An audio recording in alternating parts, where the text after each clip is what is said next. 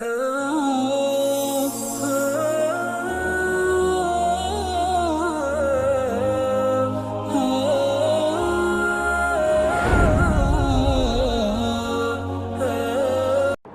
அலைக்கும் வரஹ்மத்துல்லாஹி வபரகாத்துஹு. அன்புக்குரிய அருமை சகோதரர்களே, அல்லாஹ் சுப்ஹானஹு வ தஆலா சூரத்து தாஹாவிலே அடுத்தவர் நபிகள் நாயகம் ஸல்லல்லாஹு அலைஹி வஸல்லம் அவர்களை விமர்சிக்கும் போது அவர் எவ்வாறு நடந்து கொள்ள வேண்டும் அப்படின்னு சொல்லும்போது அல்லாஹ் தஆலா சொல்கிறான், ஃபஸ்பிர் அலா மா யகூலூன், அவர்கள் உம்முடைய விடயத்தில் கூறுவதை கேட்டு நீ பொறுமை அடைந்து கொள். வஸப்பிஹ் பிஹம்தி ரப்பிக கப்ல துலூஇ ஷம்ஸ் வ கப்ல குரூபிஹா, சூரியன் உதைப்பதற்கு முன்னாலும் சூரியன் மறைந்ததற்கு பின்னாலும் நீர் அல்லாஹ்வை துதிப்பீராக, அல்லாஹ்வை தஸ்பீஹ் செய்வீராக அப்படின்னு அல்லாஹ் தஆலா தொடர்ந்து சொல்லிட்டு கடைசியாக சொல்கிறான், லஅல்லக தர்தா, அப்படி நீங்கள் செய்யும்போது உங்களுக்கு அதை பொருந்தி கொள்ளக்கூடியதாக இருக்கும், அதை தாங்கி கொள்ளக்கூடியதாக இருக்கும் அப்படின்னு அல்லாஹ் சுப்ஹானஹு வ தஆலா அந்த வசனத்தில் சொல்லி காட்டுறான். அன்புக்குரியவர்களே, நாங்கள் இந்த விஷயத்தில் நாங்கள் பார்க்க வேண்டியது என்னென்றால், நபிகள் நாயகம் ஸல்லல்லாஹு அலைஹி வஸல்லம் அவர்கள் ஹக்கை சொல்லும்போது காபிர்கள் விமர்சிக்கும் போது வந்த வசனம் தான் இது. நம்ம ஹக்கில் இருக்கிறோம், குர்ஆன் ஹதீஸை பேசுகிறோம், சரியான சுன்னாவை நம்ம ஆக்களுக்கு எடுத்து வைக்கிறோம். அப்படி எடுக்கும்போது அடுத்தவர்கள் நம்மளை விமர்சிக்கிறாங்க. யார் விமர்சித்தவங்க? அபுஜஹில், உத்பா, ஷைபா போன்றவர்கள் விமர்சிக்கிறாங்க. இஸ்லாத்துக்குள்ளே இல்லாத மற்றவர்கள் நம்ம என்ன செய்கிறாங்க? விமர்சிக்கிறாங்க. விமர்சிக்கும் போது நம்ம எப்படி நடந்து கொள்ளணும் அப்படின்னு சொன்னால், அந்த இடத்துல நாங்கள் அல்லாஹ்வை தஸ்பீஹ் செஞ்சு பொறுமையாக இருந்துக்கிறது. அதெல்லாம் அல்லாஹ் தஆலா என்ன செய்வான்? நம்மளுக்கு அதை ஏற்றுக்கொள்ளக்கூடிய ஒரு சந்தர்ப்பத்தை தந்துடுவான் அப்படிங்கிறத இந்த வசனம் நமக்கு என்ன செய்து சொல்லி தருது. ஆனால் இந்த விஷயத்தில் நம்மளை அடுத்தவர் விமர்சிக்கும் போது இன்னொரு விஷயத்தை நம்ம கையாளணும். என்ன அப்படின்ற, நாம் ஒரு பிழையை செய்கிறோம், ஒரு பித்அத்தை செய்கிறோம், ஒரு மார்க்கத்துக்கு முரணான ஒரு விஷயத்தை செய்கிறோம். அதை ஒருத்தர் என்ன செய்கிறாரு? நமக்கு சுட்டி காட்டுறாரு, மௌலவி நீங்கள் செஞ்ச தப்பு, அல்லது தம்பி நீங்கள் செய்கிறது பிழை அப்படிங்கிறாங்க. உதாரணமாக கரண்டை காலு கீழே என்ன செய்கிறோம்? நம்ம உடுத்துக்கிட்டு இருக்கிறோம். அப்போ நபிகள் நாயகம் ஸல்லல்லாஹு அலைஹி வஸல்லம் அவர்கள் அதை தடுத்திருக்கிறாங்க. அது பெருமைக்குரியதுன்றாங்க. யார் பெருமைக்காக கரண்டை காலு கீழே இழுத்துக்கிட்டார்களோ அது நரகத்தில்ன்னுட்டாங்க. அப்போ ஒருத்தர் சுட்டி காட்டுறாங்க, கரண்டை காலு கீழே இழுக்காத அப்படின்னு. அதை விமர்சனமாக எடுக்கக்கூடாது. அது நமக்கு ஒரு நசீஹத்தாகத்தான் நம்ம என்ன செய்யணும்? எடுத்துக்கொள்ளணும். அப்படியாக ஒரு சீத நோட்டில் இருக்கிறோம், நம்மளை ஒருத்தர் சீத நோட்டில் இருக்கிறான் அப்படின்னு ஒருத்தர் சொல்கிறான், இன்னும் விமர்சிக்கிறாங்க. விமர்சனம் கிடையாது, நம்ம செஞ்ச தவறு அவன் சுட்டி காட்டுறான். அப்போ நாம் திருந்துறதுக்கான வாய்ப்பை தான் செய்யணும். அப்போ போய் இருந்துக்கிட்டு தஸ்பீஹ் செஞ்சுக்கிட்டு இருக்கிறல என்ன விமர்சிக்கிறான் அப்படின்னு, நம்ம பாவத்தையெல்லாம் செஞ்சுக்கிட்டு, நம்ம ஹராத்தை செஞ்சுக்கிட்டு, நம்ம பிதத்தை செஞ்சுக்கிட்டு நம்மளை விமர்சிக்கிறான் அப்படின்ட்டு நம்ம என்ன செய்யக்கூடாது? தஸ்பீஹ் செஞ்சுக்கிட்டு நம்ம இருக்கக்கூடாது. அப்போ நாங்கள் முதல்ல என்ன செய்யணும்னு சொன்னால், அடுத்தவர் நம்மை விமர்சிக்கிறாருன்னா ஹக்கில் நாம் இருக்கும்போது அவர் விமர்சிக்கிறாருன்னா தஸ்பீஹ் செய்வோம். ஆனால் நாம் ஒரு பாத்திலை செய்யும்போது, ஒரு பிதஅத்தை செய்யும்போது நம்மளை விமர்சிக்கிறான். இப்போ கூட்டு துவா ஓதுறோம், அப்போ ஒரு அசரத்து கூட்டு துவா ஓதுறார், அடுத்தவன் விமர்சிக்க தான் செய்வான். இதுக்கு முன்னே குர்ஆன் ஹதீஸை பேசின நாம அடுத்தவனை விமர்சித்தோமா இல்லையா? இதுக்கு முன்னே குர்ஆன் ஹதீஸை பேசின நாங்கள் எத்தனை காலமாக கபரு வணங்குறத நம்ம விமர்சித்தோம், கூட்டு ஓதுறத்தை விமர்சித்தோம், குனுத்து ஓதுறத்தை விமர்சித்தோம், கத்தம் பாத்தியா ஓதுறத்தை விமர்சித்தோம். அப்போ இந்த ஜும்மாவில் மஹ்சர் ஓதுறத்தை நம்ம விமர்சித்தோம், அசாக்கோல் எடுக்கிறத நம்ம விமர்சித்தோம். நபிகள் நாயகம் ஸல்லல்லாஹு அலைஹி வஸல்லம் அவர்கள் அசாக்கோலை வச்சுக்கிட்டு என்ன மிம்பரில் குத்தினார்கள், ஹதீஸ் இருக்குங்கிறோம். இந்த ஹதீஸ் அவன் சொன்னானே, அப்போ அதை மறுத்தமே நம்ம. அது எப்போவுமே ஜும்மாவுக்கு வந்ததில்லை, வெள்ளிக்கிழமை ஹுத்பாவில் அசாக்கோல் எடுத்ததாக எங்கேயுமே இல்லை. அப்போ மக்களிடத்தில் ஒரு தவறை கண்டு அதை சுட்டி காட்டும் போது தான் அதை எடுத்தாங்கட்டு அப்போ விமர்சித்தோம். இப்போ நம்ம அசாக்கோல் எடுத்து வச்சுட்டு சுண்ணத்தில் இருக்குதானே. மஹ்ஷர் ஓதுறதை விமர்சிக்கும் போது அவர் ஓதலையே, மோதிந்தான் ஓதினார். கூட்டுத்து ஓதுற நேரம் அவர் தொழுவிக்கலை, அவர் ஜும்மா ஓதிட்டு இறங்கிட்டார். முதல்ல அது ஒரு தலைப்பை பேசணும். ஹுத்பா ஓதுறவர் வேறு, ஜும்மா தொழுவிக்கிறவர் வேறு. அது எங்கே இருக்குதுன்னு தெரியல.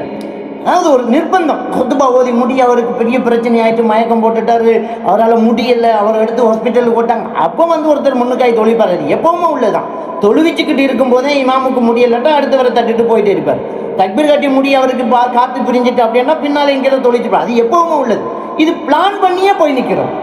இது எப்படின்னா, நான் ஹுத்பா ஓதுவேன், நான் கூட்டு ஓத மாட்டேன், நீங்கள் ஒரு ஆள் தொழிச்சுக்கோங்க. உனக்கு என்ன தேவை அந்த பள்ளியில் ஹுத்பா ஓதுறதுக்கு? நீ ஹுத்பா ஓதி இன்னொருத்தர் கூட்டு ஓதுறதுக்கு என்ன தேவை? அப்படி கிடையாது. நம்ம என்ன நினைக்கிறோம்னா, அந்த இடத்துல ஹக்க சொல்கிற பாக்கியம் கிடைச்சிட்டு அப்படின்னு பாத்தில அங்கீகரிச்சுக்கிட்டு போகிறதே செலவுகள் இடத்துல பெரிய ஒரு பாவமான ஒரு காரியமாக கருதுறாங்க. பிதஅத்வாதிகளோடு உட்காரக்கூடாதுன்னு கடுமையாக சொல்கிறாங்க. அப்போ பாத்தில அங்கீகரிக்கிறோம். நம்ம நபி வழிக்கு முரணான ஒன்றை நாம் அங்கீகரிக்க முடியுமா? நான் குத்துபா ஓதிட்டு நான் பின்னாடி நிற்பேன்னா அவர் தொழுவிச்சுட்டு கூட்டுட்டு போவது வரான் என்னன்னு கேட்டால் அதுக்கு காரணம் சொல்கிறாங்க. அந்த இடத்துல போய் பேசின பெரிய விஷயம். அந்த இடம் என்ன பெரிய இந்த உலக மாநாடு நடக்கிற இடமா? அந்த இடத்துல பேசணுன்னு எங்கே இருக்கு? அப்போ லக்கும் தீனுக்கும் ஒளியத்தின் எதுக்கு வந்துச்சு? அந்த இடத்துல பேசாட்டி அந்த ஹக்கு போய் சேராதா? எல்லாரும் ஃபோனில் நம்ம எல்லாரும் பயானையும் கேட்டுட்டு தான் இருக்கிறாங்க. அந்த இடத்துல போதல் டிமாண்ட் பண்ணுங்க. நீங்கள் ஹுத்பா ஓதணும், நீங்கள் ஒரு பெரிய பேச்சாளர், உங்களை எங்கள் பள்ளியில் ஹுத்பா ஓதுறதுக்கு நாங்கள் கூப்பிட்றோம் வாங்க அப்படின்றா என்ன சொல்லணும்? நம்ம சரி நான் ஹுத்பா ஓதுவேன், இன்னென்ன பிதஅத்தெல்லாம் செய்ய மாட்டேன், நான் தான் தொழிப்பேன், நான் தான் கூட்டுத்துவா இல்லாமல் எழும்பிட்டு போவேன், இன்னொருத்தர் கூட்டுத்துவா ஓதுறதுக்கு அனுமதிக்க மாட்டேன், எல்லோட்டன்னா சொல்லுங்கள். அப்படி பேசிப்போங்க. அப்போ நீங்கள் ஒரு விஷயத்தை சாதிச்சு காட்டிட்டு வாரீங்க. நம்மளால் ஏலாம போகுதே. அப்போ ஒரு பாவத்தை கண்டா தடுக்கணுங்கிறது எங்கே? கூட்டுத்துவா பிதஅத்துங்கிறது ஒத்துக்கிட்டு ஓத விட்டு போட்டு நம்ம அப்படியே உட்கார்ந்துட்டிருக்கிறோமே, அது பிழைன்றதை நம்ம சொல்லணுமே. அப்போ இதை விமர்சிக்கும் போது நபி அவர்கள் காவிர்கள் விமர்சித்த இந்த குர்ஆன் வசனத்தை கொண்டு வந்து வச்சுக்கிட்டு உன்னை விமர்சிக்கும் போது பொறுமையாரி தஸ்பீஹ் செய்ய அப்படிங்கிறத இங்கே கொண்டு வரக்கூடாது. இந்த விமர்சனத்துக்கு நாம் அந்த தவறுல இருந்து வெளியில் வரணும்.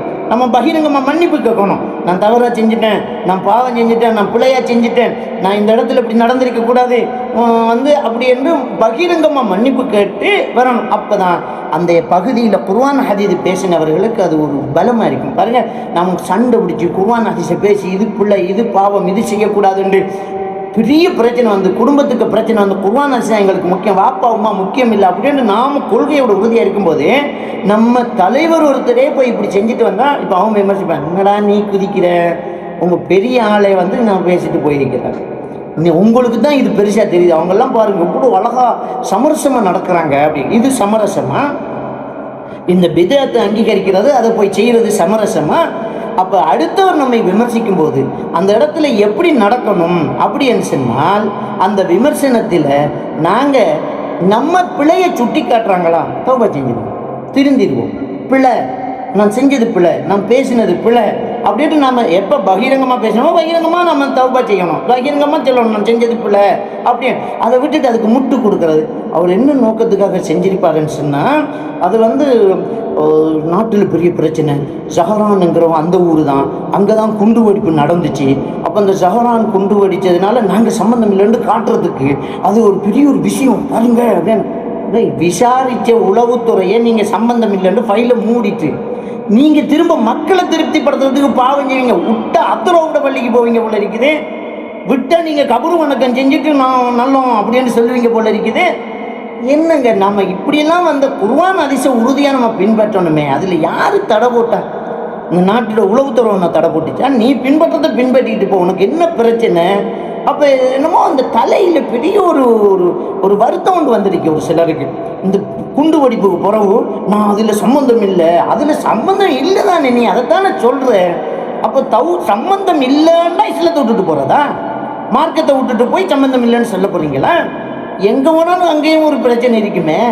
அப்போ நாம் இப்படி இல்லை, அந்த சமரசங்கிற முட்டு கொடுக்குறங்கிறது, அவரை காப்பாற்ற பார்க்குறது, அதுக்கு ஒரு இந்த வசனத்தை கொண்டாந்து இதுக்கு சொல்கிறது, அதெல்லாம் கூடாதுங்க, அப்படி செய்யக்கூடாது.